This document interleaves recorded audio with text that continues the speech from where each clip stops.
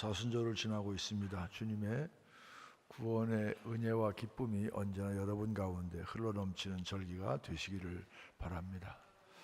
오늘 처음으로 일부 예배를 이 본당에서 드렸습니다. 오늘 1부하고 3부하고 찬양이 같았어요. 네, 너무 좋아. 1부도 한 60명 정도 앉았어요. 긴장하세요. 오늘 찬양대도 많이 앉았고 너무 좋았어요. 찬양대회에 박수 한번 해주시기 바랍니다.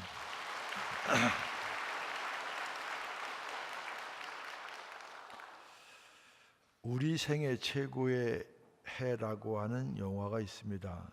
이 영화는 2차 세계대전이 끝나고 고향으로 돌아온 세 사람의 참전 군인들이 가족과 사회에 어렵게 적응해가는 과정을 통해서 그들이 겪는 어려움, 그들이 겪는 아픔을 그려낸 영화입니다.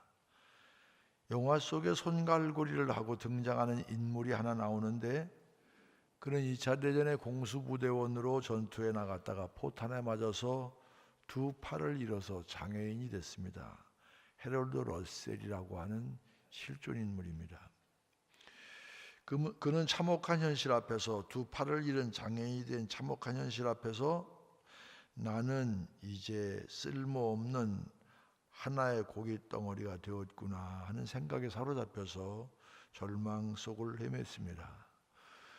그러던 어느 날 그는 하나님의 은혜를 깨닫게 되었고, 잃은 것보다는 가진 것이 더 많다는 사실을 알게 됩니다. 의사가 그에게 의수를 만들어 주었고, 그것으로 타이프를 치기 시작해서 자기 이야기를 엮어냈습니다. 그 내용이 영화되었는데 러셀은 그 영화에 직접 출연해서 정성을 다해 연기했습니다. 그리고 그는 이 영화로 아카데미 나무조연상 그리고 특별상을 수상했습니다. 받은 상금은 몽땅 상이용사를 위해 기부했습니다. 기자가 러셀을 찾아와서 물었습니다. 당신의 신체적인 조건이 당신을 절망하게 하지 않았습니까? 두 팔을 잃은 신체적인 조건이 당신의 인생을 절망하게 하지 않았느냐? 이런 질문에 대해서 그는 결연하게 이렇게 대답합니다. 아닙니다. 나의 육체적인 장애는 나에게 도리어 가장 큰 축복이 되었습니다. 언제나 잃어버린 것을 계산할 것이 아니라 남아있는 것을 생각하고 하나님께 감사하며 남은 것을 사용할 때 잃은 것의 10배를 보상받습니다. 성경 말이 아니더라도 이런 건 아멘 좀 해야 돼. 잃어버린 것을 계산할 것이 아니라 남아있는 것을 생각하고 하나님께 감사하며 남은 것을 사용할 때 잃은 것의 10배를 보상받습니다. 그렇게 말씀입니다. 만약 러셀이 불행한 자신의 과거에만 사로잡혀 있었다면 날마다 절망해서 콧물 다 흘리며 인생을 소모했을 것입니다. 하지만 그는 과거가 아니라 그 속에 담겨져 있는 하나님의 섭리, 하나님의 은혜를 바라보았고, 그로 인해서 오히려 그의 인생은 복된 인생으로 변하게 됩니다. 오늘 본문의 배경은 남유다가 바벨론에 의해서 멸망되어 포로로 잡혀간 때였습니다. 하지만 바벨론은 이내 신흥강국인 페르시아에 의해 위협당하죠. 결국 망합니다. 이 페르시아 제국을 세운 초대 왕이 바로 고레스였습니다. 고레스는 흔히 이란 역사를 통틀어서 가장 위대한 왕으로 불립니다. 지금도 많은 이란 사람들에게 절대적인 존경을 받는 인물이 바로 이 고레스입니다. 수많은 나라들과 부족들을 정복하면서 어떻게 하면 내가 정복한 나라를 효과적으로 잘 다스릴 수 있을지 고민하는 고레스 왕은 속국으로 삼은 그런 다양한 민족의 문화와 왕조를 존중하면서 다스렸어요. 각 민족의 종교를 존중했으며 속국의 백성들이 자신들의 나라에서 그들의 문화를 유지하면서 살 수 있도록 허락했습니다. 주님께서는 이런 과정을 통해서 유대 민족에게 새 일을 계획하셨습니다. 그런 계획을, 그런 주님께서 계획하신 새해를 맞이하기 위해서 필요한 자세가 오늘 본문에 기록한 내용입니다. 오늘 이 말씀을 통해서 주님께서 우리에게도 새 역사를 주실 터인데, 새 역사를 맞기 위해서 어떻게 해야 될지를 깊이 깨닫고 결단하는 은혜가 여러분들에게 함께 하시기를 바랍니다. 새 역사를 맞이하기 위해서는 먼저 옛날 일을 생각하지 말아야 합니다. 본문 18절 말씀 함께 읽겠습니다. 너희는 이전 일을 기억하지 말며 옛날 일을 생각하지 말라. 너희는 이전 일을 기억하지 말며 옛날 일을 생각하지 말라. 이 말씀을 통해서 주님은 새 일을 행하기에 앞서 우리가 먼저 해야 될 것, 이전 일을 기억하지 말고 그리고 옛날 일을 생각하지 말라. 여기서 옛날 일은 출애굽 사건을 뜻합니다. 구체적인 내용이 17절에 기록되어 있죠. 애굽 군대를 이끌어내어서 홍해 가운데 잠들게 하신 사건을 뜻합니다. 하지만 하나님께서는 그런 과거에 영화로웠던 일, 그런 일 기억하거나 생각하지 말아야 한다는 얘기입니다. 한마디로 과거의 영광에 사로잡혀 있지 말라, 이런 뜻입니다.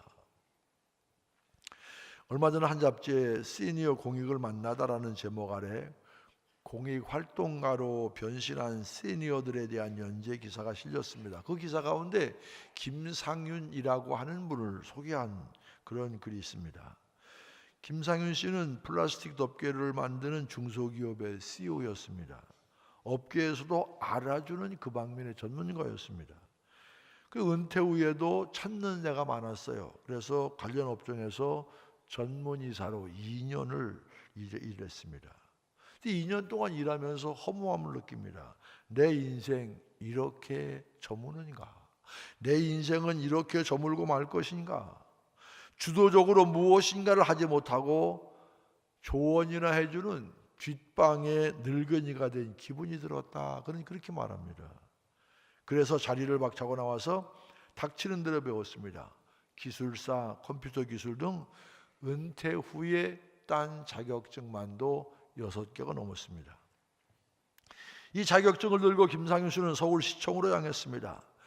에너지 빈곤층을 도울 사람을 모집한다는 소식을 들었기 때문이었습니다. 20년 동안을 제조업을 해서 일한 경력과 관련 자격증 덕분에 그는 에너지 설계사에 딱 맞는 인물이었고, 이후에 그는 에너지 설계사로 일합니다. 그러면서 에너지 빈곤층을 방문해서 어떻게 하면 전력을 절감할 것인가, 전등 교체, 그리고 단열, 창문 단열하는 방법, 이런 실태 조사를 담당하며 조언했습니다. 김상윤 씨는 기자와 인터뷰 중에 이런 말합니다. 시니어들이 은퇴 이후를 겁내는 이유는 과거의 영광을 놓지 못하기 때문이다. 진정한 변화는 과거의 경험을 살리되 영광은 잊고 쓸데없는 자존심은 버리되 자존감은 높이는 일이다 하는 얘기입니다. 이렇게 수준 있는 얘기를 이해하실지 몰라. 진정한 변화는 뭐냐? 과거의 경험은 살리되 영광은 잊고 쓸데없는 자존심은 버리되 자존감을 높이는 일이다. 요즘 100세 시대라고 하지 않습니까? 하지만 보통의 직장에서 50대면 다 은퇴하는 상황이에요. 요즘 나이 든 사람들이 그렇게 얘기하잖아요. 나이는 숫자에 불과하다. 옛날에는 안 그랬는데 요즘엔 그 말이 왜 그리 실감이 나는지 모르겠어요. 나이는 숫자에 불과한 거래요. 고등학교 친구들을 가끔 만나게 되면은 다 직장에서 은퇴했습니다. 아직도 현직에서 일하고 있는 사람은 나밖에 없어. 이게 좋은 건지 안 좋은 건지 그거 잘 모르겠어요. 벌써 다 일찍 은퇴하잖아요. 근데 은퇴한 사람들의 공통적인 특징이 뭡니까? 왕년 얘기, 왕년. 과거에 내가 한참 잘 나가던 때. 그런데 과거의 영광에 사로잡혀 있으면 안 된다, 이 얘기입니다. 이런 얘기는요, 우리 인생에만 해당되는 얘기가 아닙니다. 우리 신앙에도 고스란히 해당되는 이야기입니다. 과거의 신앙만 자랑하는 사람에게는 미래에 대한 소망이 없습니다. 내가 과거에 예수님을 어떻게 믿게 되었고 과거에 내가 젊을 때 얼마나 교회에 헌신했는지 고백하는 일 소중합니다. 그런데 그것으로 끝나면 안 됩니다. 지금 내가 주님 앞에 어떻게 서 있고 지금 내가 어떻게 그분의 일을 감당하는지 그것을 고백할 수 있어야 됩니다. 우리 아버님이 우리 어머님이 교회를 어떻게 하고 섬기고 내가 처음 젊었을 때 얼마나 교회를 열심히 하고 과거의 신앙에 자랑에만 그치면 내가 왕년에는 말이야 기도원 가서 응답받고 이렇게 열심히 일했는데 이런 얘기 자주 하는 거 별로 좋은 게 아닙니다. 특별히 젊은 사람들 앞에 그런 얘기하면 별로 환영 못 받아요. 아니 그래서 그게 어떻다는 건데 선배님, 그런데 지금 선배님은 어떻게 살고 있습니까? 오늘 성경 말씀에도 뭐라고 얘기합니까? 이전 일은 기억하지 말며 옛날 일을 생각하지 말라. 의미 없었기 때문에 기억하지 말라는 것이 아니고 잊어버려도 되기 때문에 생각하지 말라는 뜻이 아닙니다. 여러분, 출애굽 사건은요 이스라엘 백성들이 잊지 말아야 될 근원적인 존재의 근거가 되는 은혜의 사건입니다. 하지만 과거의 은혜에만 머물러서는 아무것도 달라지지 않는다, 그런 의미에서 하나님은 지금 우리에게 말씀하십니다. 여러분, 과거에 내가 은혜 받은 얘기, 처음 예수 믿을 때 은혜 받은 얘기, 이 얘기만 해서는 안 됩니다. 지금 내 삶 속에, 지금 내 가운데 역사하시는, 지금 내 속에 있는, 지금 내 삶 가운데 역사하시는 하나님의 은혜를 나눌 수 있어요. 하나님의 은혜를 간증할 수 있어야 돼요. 여러분 어떻습니까? 혹시 과거의 일만 되뇌고 있지는 않습니까? 과거 은혜 받은 이야기 하는 게 잘못됐다는 이야기 아닙니다. 얼마든지 자랑하십시오. 하지만 중요한 것은 과거가 아니라 지금 내가 어디에 서 있고 내가 어떻게 하나님의 은혜를 누리며 살고 있는가, 이게 중요합니다. 여러분, 오늘 내가 은혜 가운데 거하지 못하고 있다면 과거 받은 은혜가 무슨 소용이 있습니까? 오늘 지금 바로 이 순간 내가 하나님의 은혜 가운데 있는지, 아니면 과거에 내 신앙이 더 좋았다고 생각이 드는지 깊이 스스로를 돌아봐야 돼요. 오늘 받은 은혜를 자랑하며 살 수 있는 성도 여러분 되시기를 바랍니다. 또 하나 새 역사를 맞이하기 위해서는 기대해야 합니다. 19절 말씀 함께 읽겠습니다. 보라, 내가 새 일을 행하리니 이제 나타낼 것이라. 함께 읽자고요. 19절 시작. 보라, 내가 새 일을 행하리니 이제 나타날 것이라. 너희가 그것을 알지 못하겠느냐? 반드시 내가 광야의 길을 사막의 강을 내리니. 너희가 그것을 알지 못하겠느냐? 이 말씀 보면 주님이 행하실 새 일이 드러나 있는데 그것은 바로 광야의 길을 내시고 사막의 강을 내신다는 것입니다. 근데 광야의 길을 내고 사막의 강을 내는 것 두 가지가 다 현실적으로 불가능에 가까운 일입니다. 여러분, 이 사진 보시면 유대 광야 보이시죠? 이 유대 광야는 대부분 사실 바닥이 흙처럼 보이지만 돌로 이루어졌습니다. 이런 광야에는 길을 내는 것 자체가 쉽지 않은 일입니다. 그런데 더욱이 이 사막에 강이 생겨서 물이 흐른다는 것은 어떻게 우리가 상상이 됩니까? 근데 이 말씀하시는 의도는 뭐냐면 하나님께서는 그럼에도 불구하고 그 불가능에 가까운 일들을 하시겠다, 이 얘기입니다. 왜 이런 말씀하실까요? 사람의 생각으로는 가능해 보이지 않는 일을 하나님이 하시겠다, 그 말씀입니다. 인간의 능력으로는 불가능해 보이는 일이기 때문에 오직 하나님만이 하실 수 있는 일, 그런 일을 행하겠다 하고 선포하고 계십니다. 실제적으로 역사적으로 보면 하나님의 새 일이 이루어졌습니다. 앞에서 얘기한 것처럼 유대 백성들을 포로로 잡아갔던 바벨론은 페르시아 고레스 왕에게 멸망당했습니다. 그렇게 잘 나가던 바벨론이 페르시아에게 멸망당할 것이다, 아무도 예상하지 못했습니다. 그리고 고레스 왕은 유대 백성들로 하여금 포로로 잡아두지 않고 고향으로 돌아가서 거기다가 성전도 다시 지어서 마음껏 예배할 수 있게 허락받았습니다. 이게 고레스 칙령입니다. 실제로 대형박물관에는 고레스 칙령에 새겨져 있는 원형들이 보관되어 있기도 합니다. 이사야 43장 19절에 기록된 것처럼 주님의 세일이 일어난 것입니다. 근데 주님께서 이야기하신 세일은 바벨론 포로 시대에만 일어나는 것 아닙니다. 주님께서는 지금도 광야의 길을 내시고 사막에 강을 내실 수 있을 줄로 믿습니다. 그러기에 우리의 삶 가운데서도 주님은 세일을 행하십니다. 육신이 병들어 힘들어 하시는 분 계십니까? 사업의 위기 때문에 어려움 가운데 있는 분이 있습니까? 남편과 아내, 부모와 자녀의 갈등으로 마음 아픈 분 계십니까? 그래도 낙심하지 마십시오. 절망하지 마십시오. 포기하지 마십시오.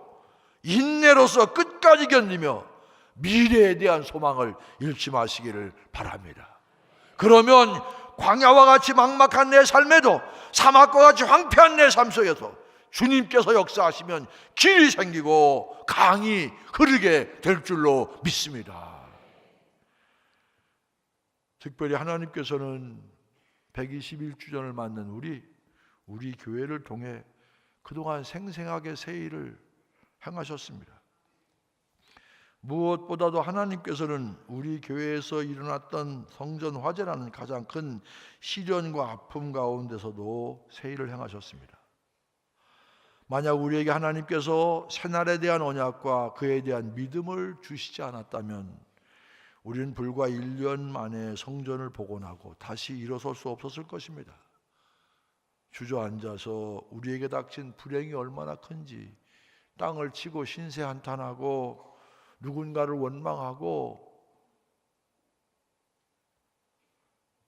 하지만 하나님께서는 성전 화재를 바라보시며 새카맣게 타버린 우리의 마음을 위로해 주시고 처져 있는 우리 어깨를 다독여 주셨습니다.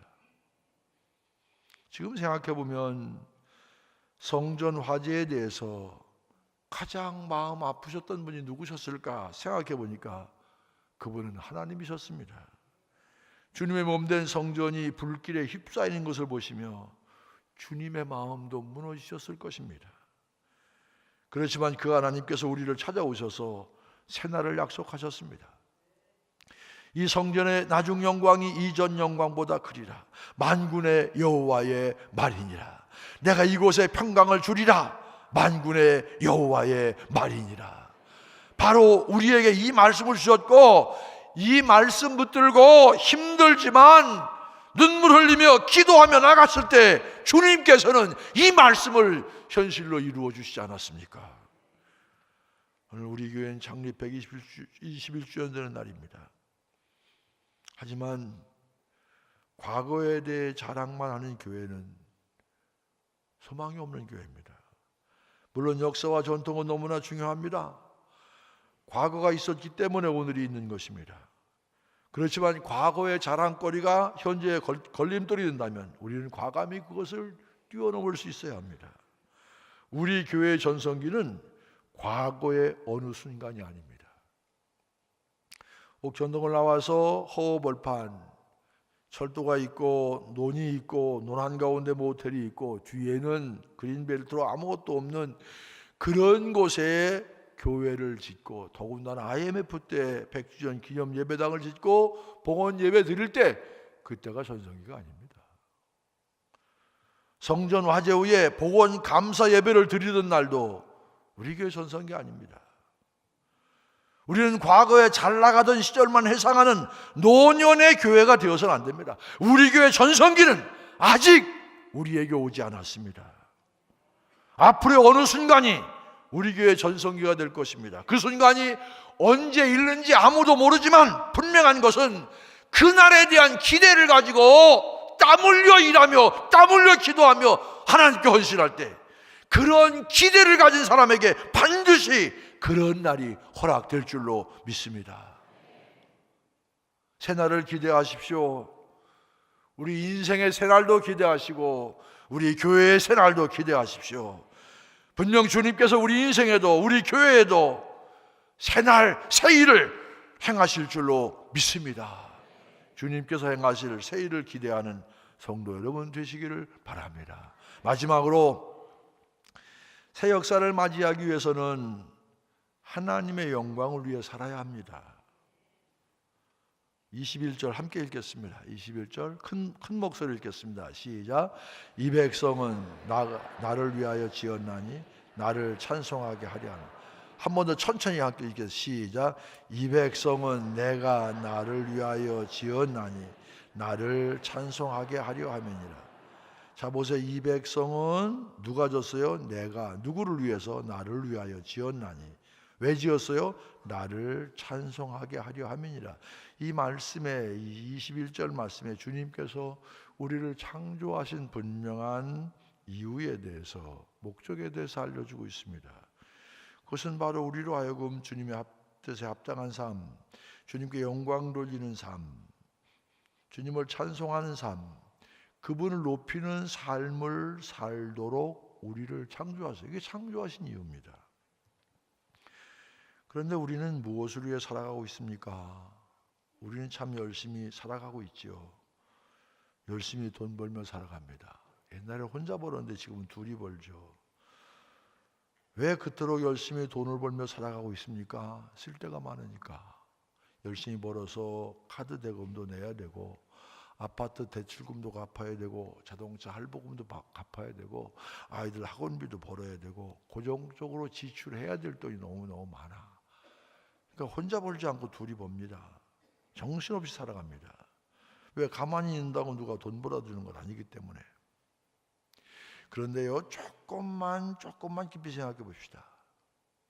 그러면 우리가 카드빚이나 갚자고 아파트 대출금이나 상환하자고 그렇게 열심히 사는 것입니까?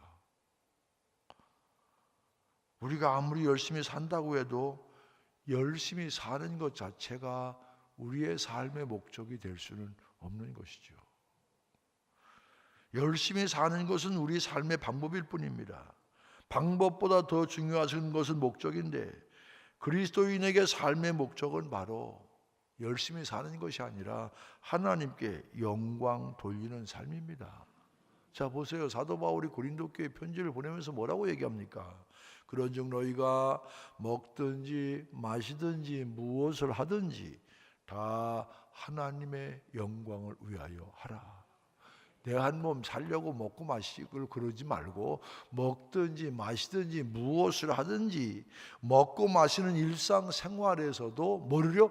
하나님의 영광을 위해서 해야 된다, 그런 얘기입니다. 이게 우리 성도들의 인생을 사는 목적입니다. 처음에 예수 믿을 때는요, 예수 믿는 이유가 나에게 있습니다.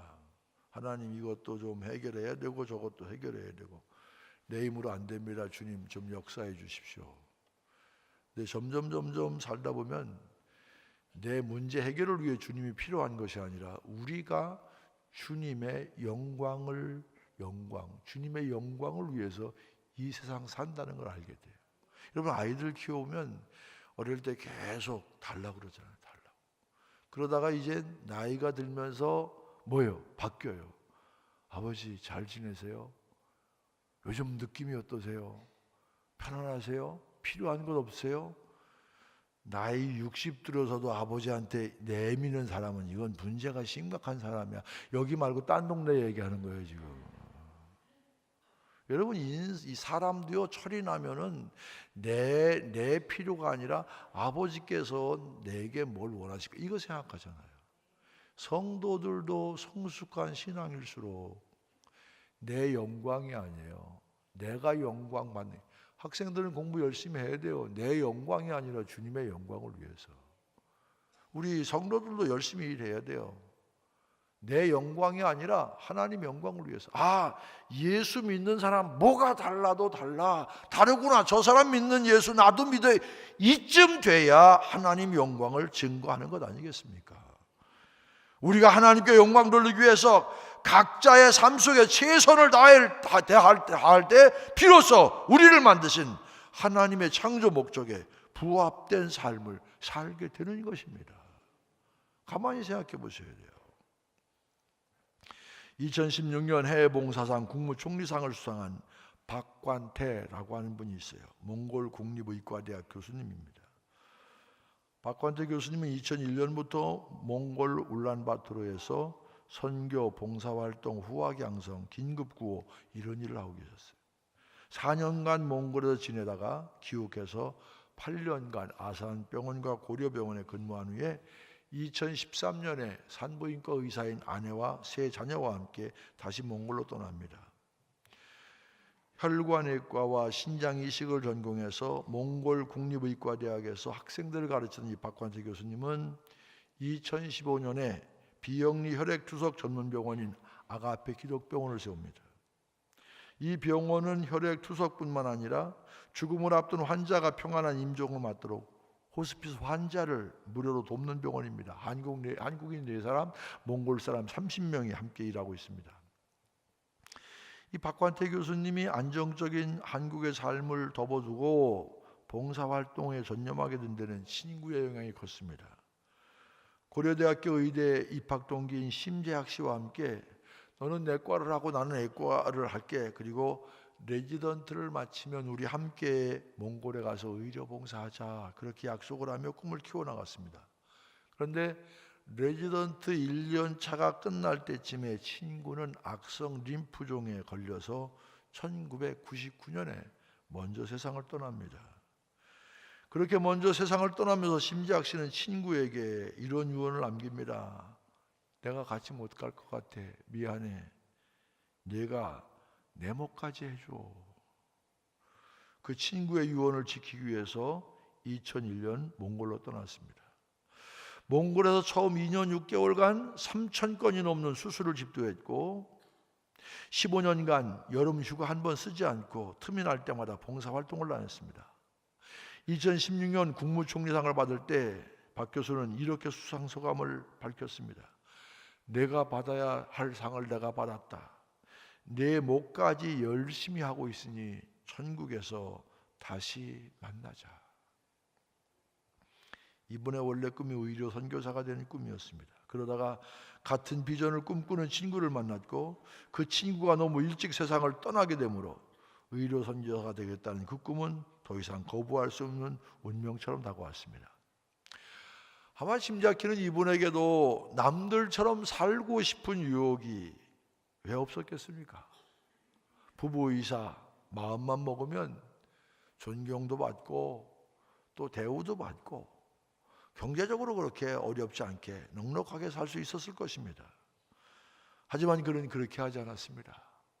사회적인 자기 위치, 대우, 경제적인 거 이런 거 다 그런 것보다 더 중요한 것은 바로 하나님께 영광 돌리는 삶이라는 사실을 이분은 알았습니다. 그리고 자신에게 허락하신 삶의 비전과 하나님이 자신을 창조하신 목적을 거부할 수가 없었습니다.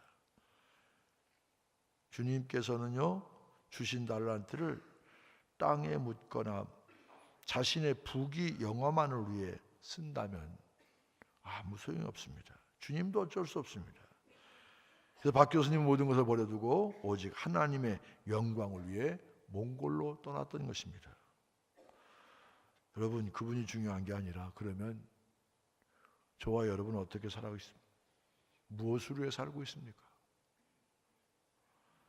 아침부터 저녁까지 바쁘게 살면서 여러분이 그토록 원하던 경제적인 것 뭘 위해 쓰고 있습니까? 정말 하나님께서 새로운 역사를 우리에게 준비하신다면 새로운 역사를 맞이하기 위해서 먼저 우리가 해야 될 일은 내가 지금 무엇을 향해 가고 있는지를 돌아보아야 되는 것 아닙니까? 그리고 우리가 살아야 될 삶은 바로 하나님께 영광 돌리는 삶이에요. 내 말들을 통해서, 내 노력을 통해서, 재능을 통해서, 내 삶을 통해서 내 자신의 영광이 아니라 우리 가문의 영광이 아니라 하나님의 영광, 하나님의 영광, 하나님께서 나 때문에 영광 받으시는 그런 인물이 되셔야 되고 그런 인생을 살아가야 할 줄로 믿습니다. 우리 모두가 그런 마음을 가지고 하나님의 영광을 위해 살아가기 위해 헌신의 힘을 다할 때 더 큰 하나님의 역사가 우리 인생 앞에, 성도 여러분 앞에, 우리 교회 앞에 활짝 열리게 될 줄로 믿습니다. 교회 창립 121주년을 맞는 우리 춘천중앙교회 신앙생활하는 성도 여러분, 하나님 영광을 위해서 새롭게 다짐하고 결단하며 나가는 여러분 되시길 주의 이름으로 간절히 축원을 드립니다. 열려진 마음을 가지고 나 하나 잘 먹고 잘 살면 된다, 그런 생각 버리시고 나를 통해서 하나님이 어떤 영광 받으시기를 원하실까, 그런 질문에 대한, 도전적인 질문에 대한 해답의 삶을 살아가는 여러분 되시길 주의 이름으로 간절히 축원합니다.